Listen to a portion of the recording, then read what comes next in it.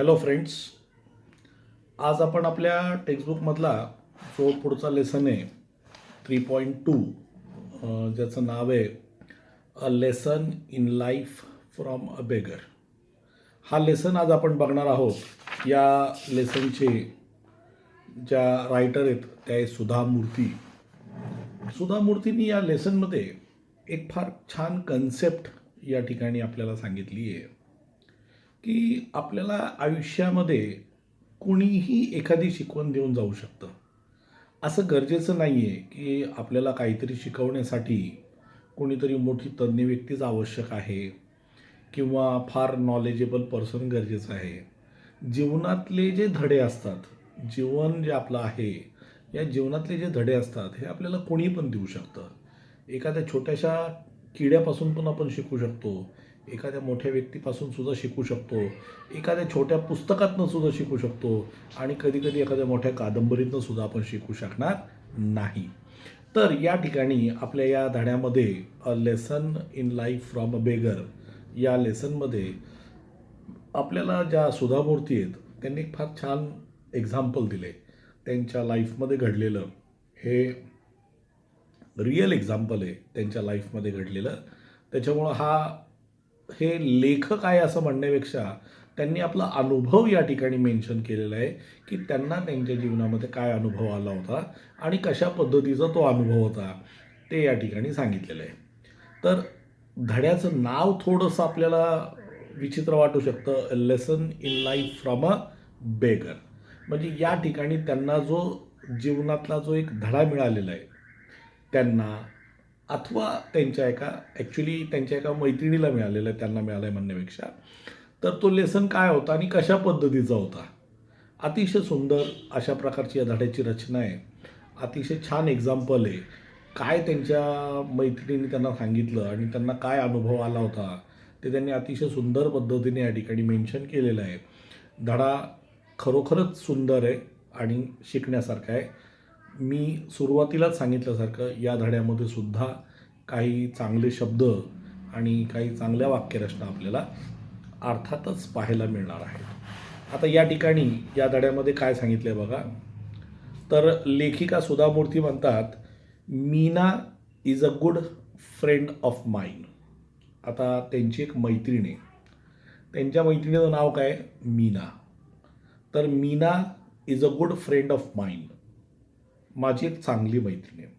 Actually एखाद्या व्यक्तीला चांगला मित्र किंवा चांगली मैत्रीण म्हणावं तर त्याची डेफिनेशन काय आहे किंवा त्याला कधी ठरवावं की हा माझा चांगला मित्र आहे किंवा चांगली मैत्रीण आहे, हा एक मोठा दीर्घ चर्चेचा विषय. तिथं आपल्याला जायचं नाही आहे. कारण या पुढं काही त्यांनी जे अनुभव सांगितलेले त्यांच्या सुरुवातीचे, त्या अनुभवावरनं तरी मीना त्यांची चांगली मैत्रीण वाटत नाही. पण नंतर त्यांनी त्यांना चांगली मैत्रीण म्हणलेलं आहे कारण त्यांचे नंतरचे जे अनुभव आहेत ते मात्र त्यांच्याबरोबरचे चांगले आहेत. Meena is a good friend of mine. She is an LIC officer earning a good salary. म्हणे की माझी मैत्रीण, जिचं नाव काय आहे, मीना. तर मीना नावाची माझी जी मैत्रीण आहे, she is an LIC officer. त्या कोण आहेत, एक LIC मध्ये officer. LIC life insurance corporation of India. तर LIC मध्ये ते एक चांगल्या पोस्टवरती आहेत. अर्निंग अ गुड सॅलरी, ज्यांना पगारसुद्धा कसा आहे, चांगला आहे. She is earning a good salary.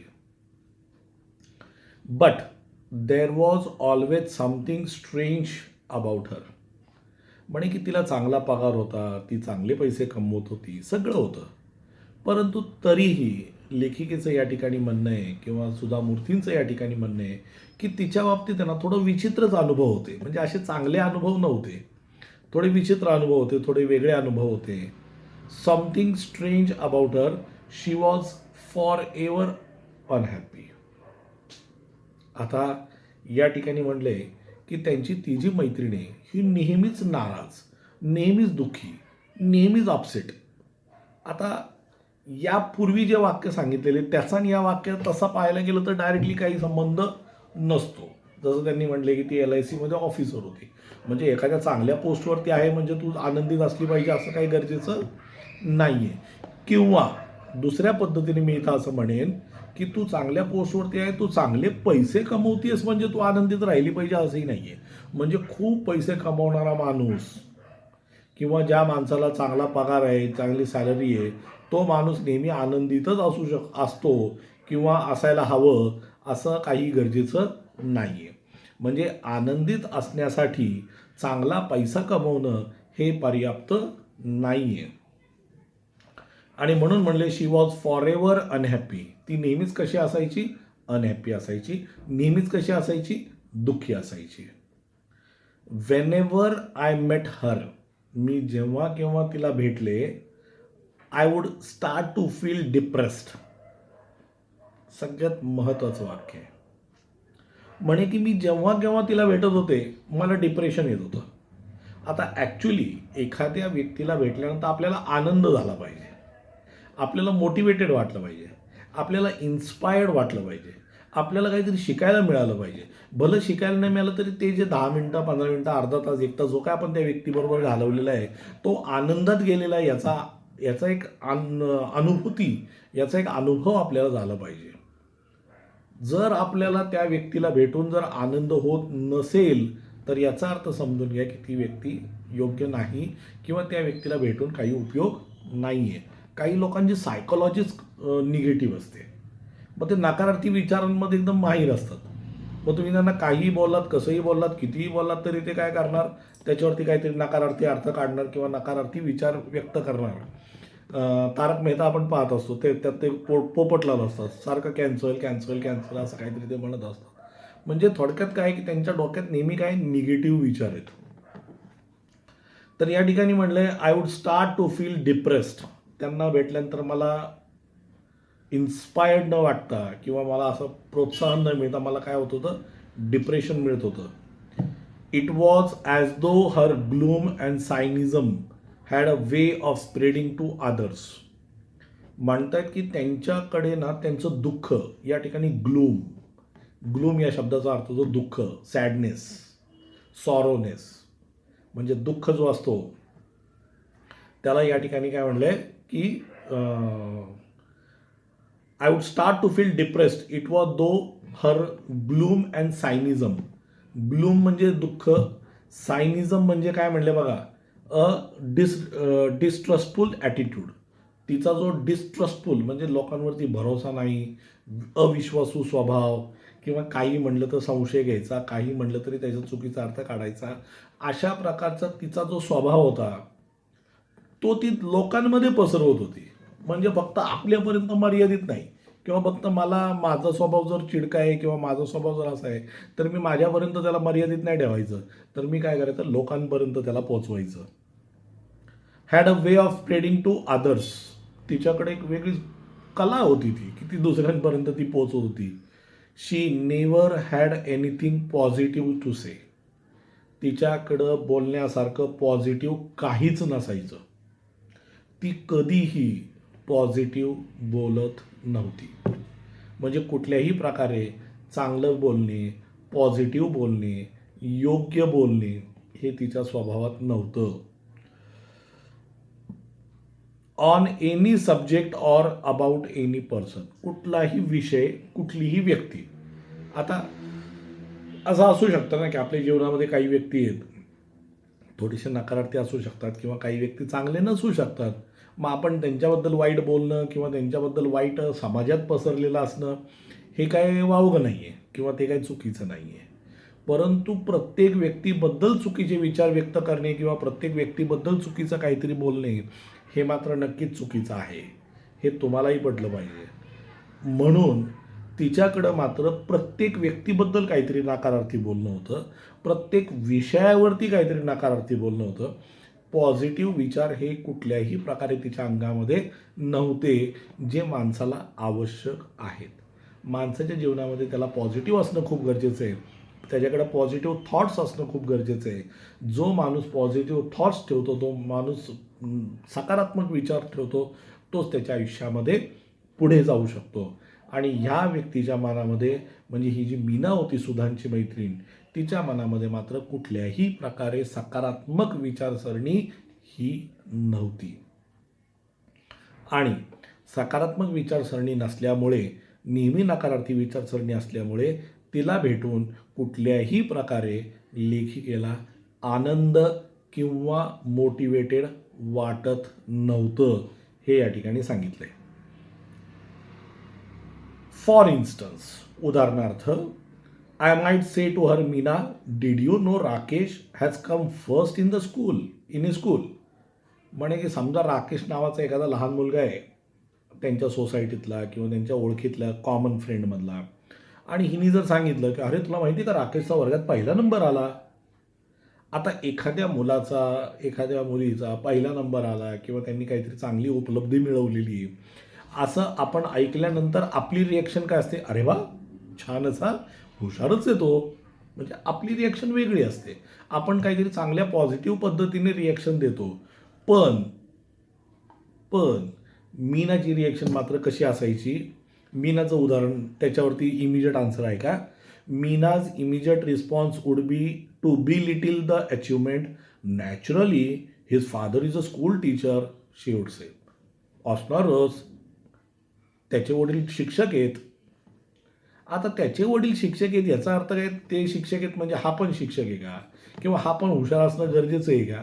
अजिबात आवश्यक नाही आहे. पण हिच्या डोक्यात मात्र त्या पद्धतीचे विचार. इथे एक शब्द खूप सुंदर आला आहे बघा, बी लिटिल. बी लिटिल म्हणजे काय, तर एखाद्याची जी उपलब्धी आहे त्याला कमी लेखणे.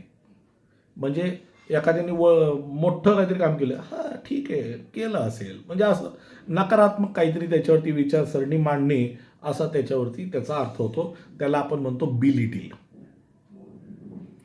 The achievement naturally his father is a school teacher, she would से. मग ती लगेच म्हणणार मग त्यात काय एवढं, त्याचे वडील शिक्षक आहेत. मग त्याचे वडील शिक्षक आहेत म्हणून त्याचा पहिला नंबर आला किंवा तो यशस्वी झाला असं तिचं म्हणणं.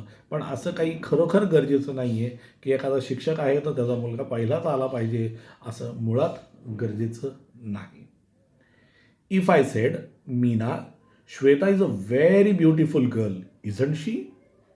आता एखादी मुलगी सोसायटीमध्ये आहे, बोलता बोलता समजा ही बोलून गेली काय की श्वेता किती सुंदर दिसते ना, छान दिसते ती. कुणीही बोलू शकतं. आणि तिने नॉर्मली बोलता बोलता ती बोलून गेली की श्वेता किती सुंदर दिसते. Meena would be pessimistic. When a pony is young he looks handsome. It is age that matters. Wait for some time, Shweta will be uglier than anyone you know. आता ती म्हणते पेसिमिस्टिक. पेसिमिस्टिकचा अर्थ आधी बघून घ्या ग्लोसरीमध्ये. Pessimistic, expecting the worst, having a negative attitude. लगेच नकारात्मक विचार. आणि नकारात्मक विचार तरी ती काय प्रस्तुत करणार, ती काय म्हणणार, Meena would be pessimistic when a pony is young. पोनीचा अर्थ होतो घोड्याचं जे पिल्लू असतं ना, घोड्याचं पिल्लू, त्याला पोनी म्हणतात. तर म्हणतात पोनी इज यंग, जेव्हा तो घोडा छोटा असतो ना, म्हणजे लहान बाळ असतं, ही लुक्स हँडसम, तो सुंदरच दिसतो. It is age that matters, वय महत्वाचं आहे. ती म्हणते वेट फॉर सम टाइम, थोडे दिवस थांब. Shweta will be uglier than anyone you know. Shweta, तुझ्या माहितीत असलेली एवढी विद्रूप व्यक्ती तू पाहिली नसेल, एवढी विद्रूप ती होणार आहे. म्हणजे नक्की तू तिच्याबद्दल माहिती देते का तिला श्राप देते हेच कळत नाही. म्हणे की तिच्या एवढी विद्रूप व्यक्ती कोणी तुला बघायला मिळणार नाही, अशा प्रकारची प्रतिक्रिया ही त्या ठिकाणी मांडत आहे. म्हणजे की handsome, it is age that matters, वय महत्वाचं आहे. वेट फॉर सम टाइम, काही दिवस थांब, थोडे वर्ष थांब. श्वेता विल बी अग्लियर, अग्लियरचा अर्थ काय होतो, विद्रूप. दॅन एनीवन यू नो, तुझ्या ओळखीत एवढं कोणीही विद्रूप नसेल तेवढी विद्रूप ती दिसेल. अशा प्रकारची विचारसरणी या मीनाची होती. आता पुढं म्हणले, समजा लेखिका ज्या सुधा मूर्ती त्यांना म्हणल्या, Meena, it is a beautiful day, काय सुंदर दिवस आहे, काय वातावरण आहे ना आज, किती छान वाटतेस. Let's go for a walk, चल आपण थोडं वॉकिंगला जाऊन येऊ, चल असंच थोडंसं फिरून येऊ आपण. No, the sun is too hot and I get tired if I walk too much. नाही, खूप उकडतंय, सूर्य किती हे, आणि मला जास्त चालून वगैरे मी दमते, मला अजिबात इच्छा नाही चालण्याची किंवा मला इच्छा यायची नाही आहे, असं ती डायरेक्ट म्हणायची. म्हणजे let's go for a walk, no the sun is too hot and I get tired if I walk too much. Besides who says walking is good for health. आणि असं कोणी म्हणलंय की चालल्याने स्वास्थ्य चांगलं राहतं किंवा चांगल्या स्वास्थ्यासाठी चाललं पाहिजे, असं कुठं लिहिलंय, कुठं सांगितलंय, काय पुरावा आहे? Health, there is no proof. असा कुठल्याही प्रकारचा पुरावा नाही. अशा कुठल्याही प्रकारची सबब आपल्याला सांगता येत नाही किंवा कुठल्याही प्रकारची मिसाल आपल्याला देता येत नाही. असं काही नाही आहे की जास्त चाललं किंवा चाललं म्हणजे माणसाची तब्येत चांगली राहील, असं काहीही नाही. That was Meena. म्हणजे अशा प्रकारची ही मीना होती. आता हिच्या या सगळ्या जे काही संभाषण आत्ता आपण 2-3 पाहिले, या संभाषणांवरनं आपल्याला लक्षात आलं की मीना ही एक नकारार्थी विचारांची स्त्री होती आणि अशा व्यक्तीबरोबर भेटून आपल्याला कधी आनंद नाही होऊ शकत किंवा आपल्याला कधी सकारात्मक विचारसरणी मिळू शकत नाही आणि आपण घेऊ शकत नाही. That was Meena. She stayed alone in an apartment as her parents lived in Delhi. त्या बिल्डिंगमध्ये मीना एकटीच राहत होती कारण तिचे जे पालक होते ते दिल्लीला राहत होते. ही कदाचित जॉबमुळे या ठिकाणी राहत होती. She was an only child and had the habit of complaining about anything and everything. एकुलती एक मुलगी. प्रत्येक गोष्टीत कंप्लेंट करणे, प्रत्येक गोष्टीत चुका शोधणे, अशा प्रकारची हिची ही सवय होती. Naturally she wasn't a very pleasant company. She was not a pleasant company. Company म्हणजे या ठिकाणी सोबत. ती चांगली सोबती नक्कीच नव्हती. म्हणजे कुणाला तिला भेटून किंवा तिच्याबरोबर राहून, तिच्याबरोबर गप्पा मारून, तिच्याबरोबर काही वेळ घालवून कोणाला कुठल्याही प्रकारचा आनंद हा कधीच मिळत नव्हता. म्हणून म्हटले she wasn't a pleasant. Pleasant म्हणजे आनंददायक company and nobody wanted to visit her. आणि अशा लोकांकडं कोण जाईल हो बळ विनाकारण. आणि आपण गेलं तरी ती त्यात काहीतरी चुका किंवा काहीतरी काढायला बसली की तू कशाला आली आणि हे कशाला आणि ते कशाला. त्यामुळे अशा लोकांपासून थोडं लोक लांब राहतात. Company and nobody wanted to visit her. Then one day Meena was transferred to Bombay. नंतर एके दिवशी मीनाची काय झाली, ट्रान्सफर झाली. कुठे? बॉम्बेला. सरकारी कर्मचारी, LIC ऑफिसर म्हणजे सरकारी कर्मचारी झाले आणि सरकारी कर्मचाऱ्यांची सरासरीने प्रत्येक 3 वर्षाला बदली केली जाते. 3 वर्ष एका ठिकाणी तुम्ही काम करू शकता. 3 वर्षानंतर तुमची बदली केली जाते. ॲटलिस्ट त्या कार्यालयात तरी, म्हणजे या कार्यालयातून उचलून दुसऱ्या कुठल्या तरी कार्यालयात टाकतील त्याच शहरात.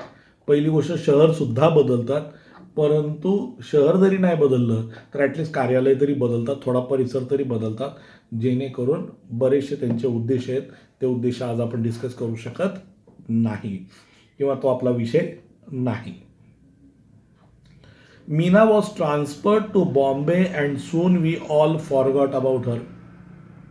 आता एखाद्या व्यक्तीबद्दल किती दिवस तुम्ही लक्षात ठेवणार, आणि जर लक्षात ठेवण्यासारखी व्यक्ती असेल तर आयुष्यभर लक्षात राहील.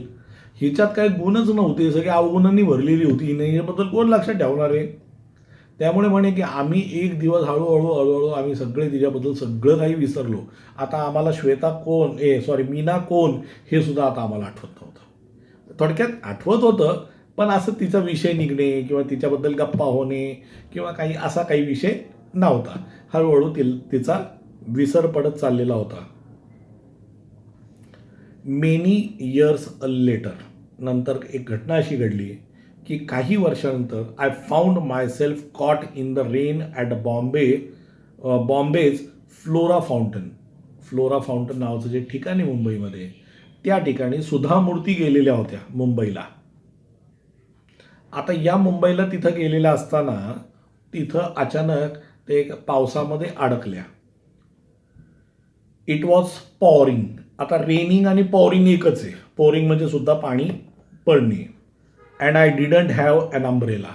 म्हणे की तिथं पाऊस पडत होता आणि दुर्भाग्यवश माझ्याकडे छत्री नव्हती. And I didn't have an umbrella. I was standing near Akbarally's at a popular department store waiting for rain to subside. म्हणे की त्या ठिकाणी ते अकबरलेज नावाचं जे ठिकाण होतं त्या ठिकाणी ते डिपार्टमेंटल स्टोअर म्हणजे एक शॉप, त्या शॉपच्या बाहेर मी उभे होते आणि मी पावसाचं कमी होण्याची वाट बघत होते. सबसाईड शब्द आहे बघा तिथे. सबसाईड म्हणजे टू कमी होणे किंवा थांबणे, याची ती वाट बघत होती. Suddenly I spotted Meena. अचानक हिला मीना दिसली मुंबईमध्ये. My first reaction was to run even in that pouring rain. आता एखादी व्यक्ती अनेक वर्षानंतर आपल्याला जर दिसली आणि परक्या शहरामध्ये जर दिसली तर जास्त आपल्याला आनंद होतो. म्हणजे माझं पहिलं रिॲक्शन होतं की पळत जाऊन तिला भेटावं, म्हणजे एकदम पळत पळत जावं, पाऊस पडत असला भिजत जावं आणि तिला जाऊन भेटावं, कारण चुकून ती निघून गेली म्हणजे मग परत भेट होणार नाही. आय स्पॉटेड म्हणजे बघणे. My first reaction was to run even in that pouring rain. I was anxious म्हणजे अस्वस्थ असणे किंवा एकदम असं उत्सुक असणे या ठिकाणी. I was anxious to avoid being seen by her. आता हिची इच्छा काय होती, पहिलं हिचं रिॲक्शन होतं की आपण जाऊन तिला भेटावं आणि नंतर हिला वाटलं जाऊ दे ना, मरू दे, कशाला उगाच बळच. To avoid being seen by her. आणि आता हिला मात्र वाटत होतं की चुकून सुद्धा तिने हिला बघू नये, अशी हिची इच्छा होती. Having to listen to her never ending complaints. कुठं जायचं तिच्याकडे आणि तिचे ते फालतून ते कंप्लेंट ऐकायच्या, तिचे ते विचार ऐकायचे, त्यापेक्षा तिला न भेटलेलं परवडलं, तिथं न गेलेलं परवडलं, असं हिला वाटलं. However I couldn't escape. पण ही मात्र त्यातून वाचली नाही. का? म्हणजे ही स्वतः नाही गेली भेटायला, तरीही ती त्यातनं वाचू शकली नाही. She had already seen me and caught hold of my hand warmly. म्हणजे की तिने ऑलरेडी मला बघितलेलं होतं आणि ती माझ्या जवळसुद्धा आली आणि अतिशय छानपैकी एकदम नाही का आनंदाने तिने काय केलं, तिचे हात धरले. What is more she was very cheerful. आणि सगळ्यात विशेष म्हणजे मला भेटून, मला बघून किंवा तिच्या एकंदरीत वागणुकीवरनं ती फार आनंदित वाटत होती, ती फार चिअरफुल वाटत होती. What is more she was very cheerful. हे आय एम रिअली एक्साइटेड. आता ही कशी होती, खरोखर एक्साइटेड होती. एक्साइटेड म्हणजे सुद्धा आनंदित असणे, उत्साहित असणे. It is nice to meet old friends. जुन्या मैत्रिणींना, जुन्या लोकांना भेटणं खरोखरच आनंदाची गोष्ट आहे. फार मजा येते, फार आनंद मिळतो जुन्या लोकांना भेटून. What are you doing here. आणि तू इकडं मुंबईमध्ये कशी काय.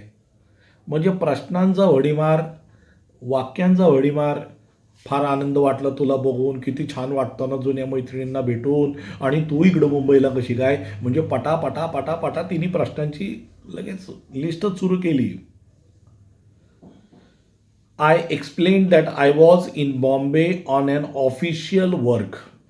आता या ठिकाणी लेखिका म्हणतात की मी तिला सांगितलं की मी मुंबईमध्ये एका कार्यालयीन म्हणजे ऑफिसच्या कामानिमित्त मी तिथं आलेली आहे, माझं ऑफिसचं काहीतरी काम होतं म्हणून मी मुंबईमध्ये आली आहे.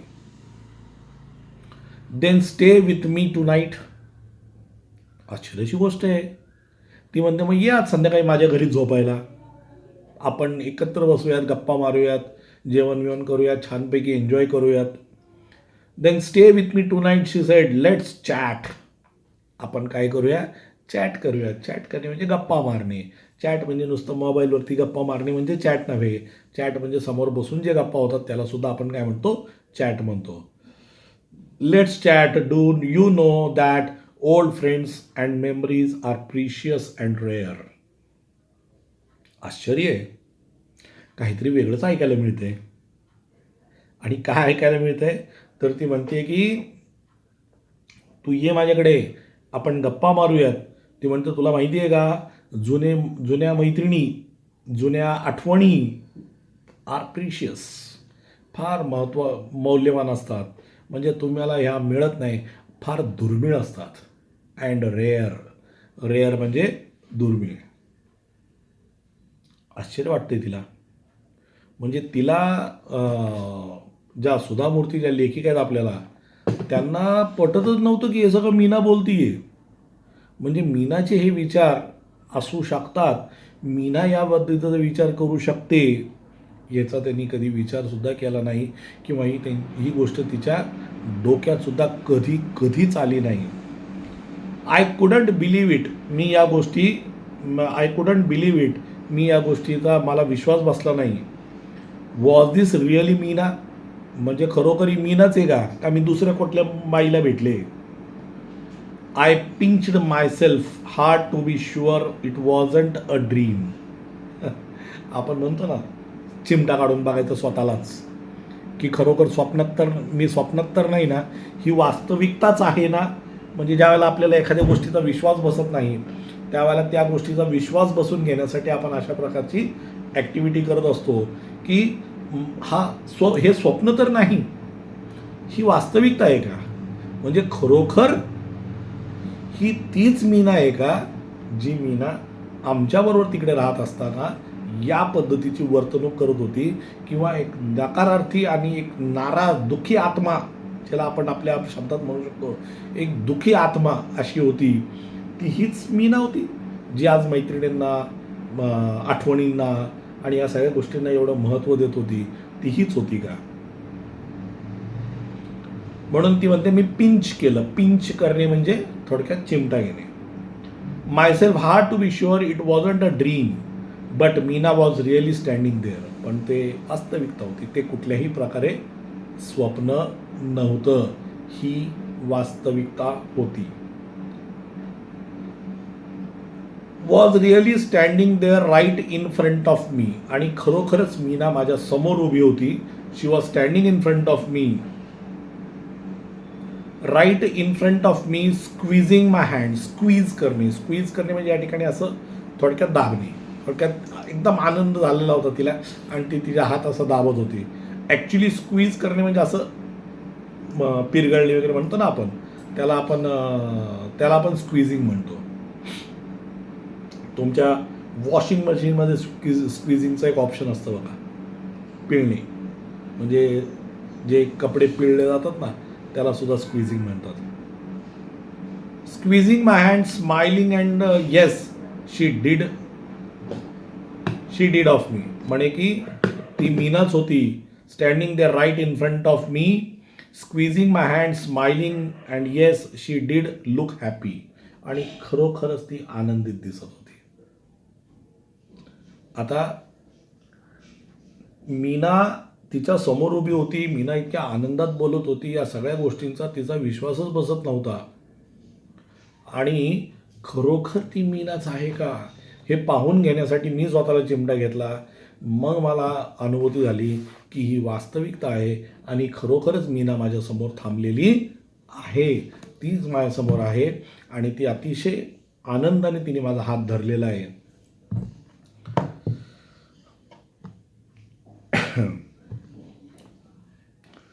In the 3 years she had been in Bangalore, I had never once seen her smiling like that. मी म्हणतो ना, 3 वर्षात एकदा बदली होते. तर म्हणे की 3 वर्ष ती जी बँगलोरमध्ये होते, त्या 3 वर्षाच्या बँगलोरच्या इतिहासामध्ये तिला मी एकदाही एवढं आनंदित पाहिलेलं नव्हतं. तिला एवढं हसताना, तिला एवढं स्माईल करताना मी कधीही पाहिलेलं नव्हतं. A few strands of grey in her hair reminded me that years had passed. Few strands. आता स्ट्रँड म्हणजे काय, अशी लट असते ना, ती लट म्हणजे थोडक्यात असे एक 5-6 केसांचा समूह, किंवा एक 10-12-50 केसांचा ग्रुप, त्याला आपण स्ट्रँड्स म्हणतो. म्हणजे की तिच्या डोक्यातले ते जे काही स्ट्रँड्स होते काही पांढरे झालेले होते, ग्रे झाले, ग्रे म्हणले त्याला. म्हणजे धड पांढरे पण नाही आणि धड काळे पण नाही, असा मध्यम कलर जो होतो त्याला ग्रे म्हणतात. तर म्हणे तसा तो कलर पाहून मला असं जाणवलं वय झालंय आता. कदाचित तिला सद्बुद्धी आली असेल, कदाचित तिला लक्षात आलं असेल की जीवनाचा अर्थ काय, जीवन काय, ह्या सगळ्या गोष्टी कदाचित तिला कळल्या असतील आणि म्हणून तिने स्वतःमध्ये बदल घडवून आणला असेल असं मला वाटलं. Years had passed, there were a few wrinkles. Wrinkle चेहऱ्यावरती ज्या सुरकुत्या पडतात स्किनवरती त्याला आपण काय म्हणतो, रिंकल्स. इन हर फेस, तिच्या चेहऱ्यावरती थोडे रिंकल्स आलेले होते. But the truth was that she looked more attractive. पण वास्तविकता ही होती की ती अजून सुंदर दिसत होती. म्हणजे जरीही चेहऱ्यावरती सुरकुत्या पडलेल्या होत्या, जरीही केस पांढरी झालेली होती, तरी मात्र तिचं सौंदर्य काय झालेलं होतं, आता निखळलेलं होतं, आणखीन सुंदर झालेलं होतं. त्याचं कारण तिचा स्वभाव. म्हणजे नकारार्थी विचार असल्यामुळे चेहऱ्यावरती नेहमी आणि कपाळावरती नेहमी 17-60 आट्या पडलेल्या असणार, नेहमी वैतागलेली भटकती आत्मा. पण आता मात्र ती आनंदित होती म्हणून चेहऱ्यावरती ऑटोमॅटिकली काय होता, तेज होता. माणूस जेव्हा आनंदित असतो तेव्हा चेहऱ्यावरती तेज दिसून येतो. इतर वेळेला मात्र तो तेज आपल्याला लक्षात येऊ शकत नाही किंवा तो येऊच शकत नाही तो तेज.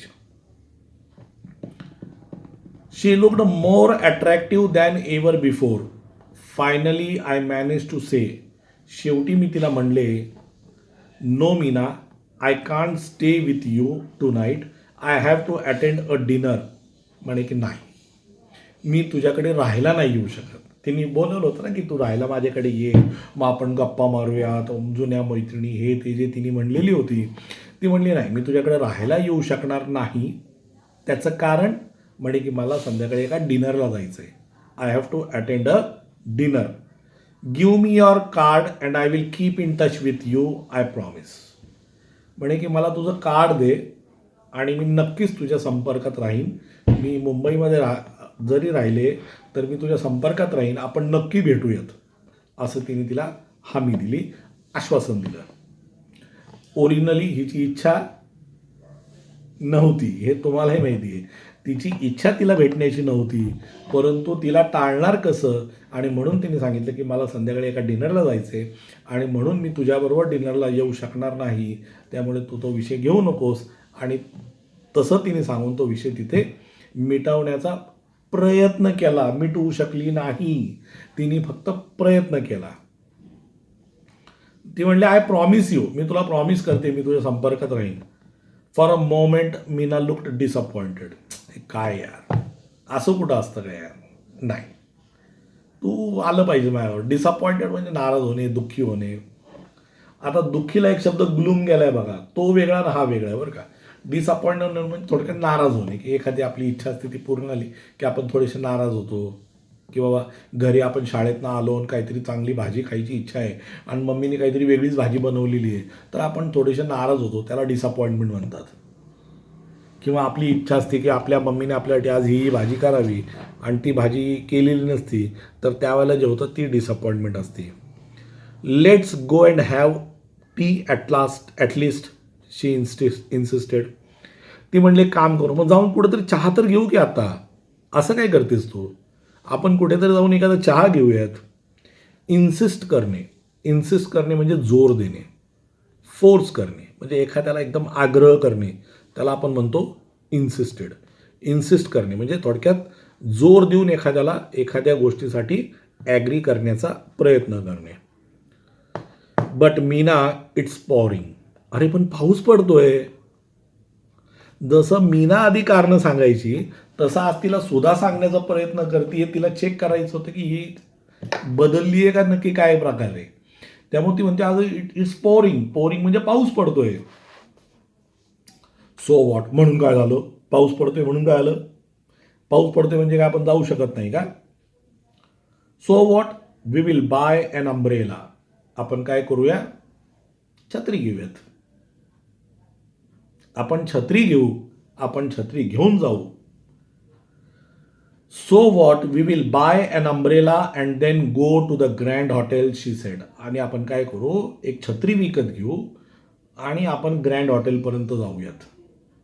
तिथं मोठं कुठलं ग्रँड हॉटेल असेल किंवा ग्रँड नाव आहे म्हणजे काय मोठंच असलं पाहिजे असं काही गरजेचं नाही आहे. आपण ग्रँड हॉटेलला जाऊयात आणि तिथं मग आपण चहा घेऊयात. She said we won't get a taxi in this rain. अगं पण टॅक्सी तरी कुठं भेटणार आहे, कसं जाणार आपण त्या ग्रँड हॉटेलपर्यंत. म्हणजे सुधा सारखं तिला असं पिंच करतीये, सारखे तिला असं डिवसतीये. ती म्हणते की बघू तर खरी ही काय म्हणते, ही किती प्रयत्न करते, ही किंवा हिला किती खरोखर इच्छा आहे माझ्याबरोबर चहा घेण्याची किंवा गाण्याची. I we won't get a taxi in this rain. I grumbled. Grumble करणे म्हणजे थोडक्यात असं घोटणे, कारणं सांगणे, म्हणजे थोडक्यात अशी किटकिट करणे. So what we will walk. चालत जाऊ. टॅक्सी नाही मिळत ना, नको मिळू दे, काय आले त्या टॅक्सीवरती, चालत जाऊ आपण. So what we will walk. आपण चालत जाऊयात. I was very surprised. मी खरोखरच आश्चर्यचकित झाले. This wasn't the same Meena. ही ती मीना नव्हे. म्हणजे ही ती मीना नाही आहे जिच्याबद्दल मी बोलत होते, ही किंवा जी मीना माझ्याबरोबर बँगलोरमध्ये राहत होते, ही ती मीना मुळीच नाही. I had known. Today she seemed ready to make any number of adjustments. आणि आज ही मीना कुठल्याही प्रकारची ॲडजस्टमेंट माझ्याबरोबर करायला तयार होती.